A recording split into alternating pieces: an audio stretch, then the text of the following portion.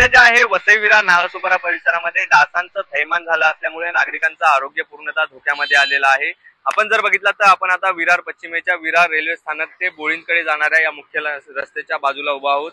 याच ठिकाणी जर बघितलं तर आपण हा मुख्य जो नाला आहे हा नाला पूर्णतः पानवेलांनी भरलेला आहे आणि त्यातच जे आहे डासांचं प्रमाण देखील मोठ्या संख्येत वाढलेलं आहे। आजूबाजूला जर बघितलं तर आपण रेसिडेन्शियल एरिया आहे आणि आपण हे जर इमारत बघितलं तर ही प्रकृती हॉस्पिटलची इमारत आहे आणि या ठिकाणच्या रुग्णांना देखील या डासांचा जे आहे मोठा त्रास सहन करावा लागत आहे। त्यामुळे जे आहे साथीचे आजार देखील पसरत आहेत। पालिका प्रशासनाने डासांवरती उपाययोजना करून लवकरात लवकर नागरिकांना या डासांपासून मुक्त करावं अशी मागणी देखील सर्वसामान्य नागरिकांमधून जोर धरत आहे। परंतु आपण अक्षरशः जर या ठिकाणी जर बघितलं तर या नाल्यामध्ये जे आहे पानवेल पूर्णतः पसरलेली आहे आणि डासांची संख्या देखील वाढलेली आहे। अशाच पद्धतीने वसई विरार नालासोपारा या परिसरामध्ये दुर्गंधी युक्त ठिकाणी देखील डासांचं प्रमाण वाढलं असल्यामुळे नागरिकांचं आरोग्य धोक्यात आलं असल्यामुळे नागरिक देखील आता चिंतेमध्ये आहेत। पालिका प्रशासनाने लवकरात लवकर यावरती उपाययोजना राबवावी अशी देखील मागणी आता सर्वसामान्य नागरिकांमधून जोर धरत आहे। व्हिडिओ जर्नलिस्ट कृतिक महाजनसह संदीप गायकवाड, APS मराठी,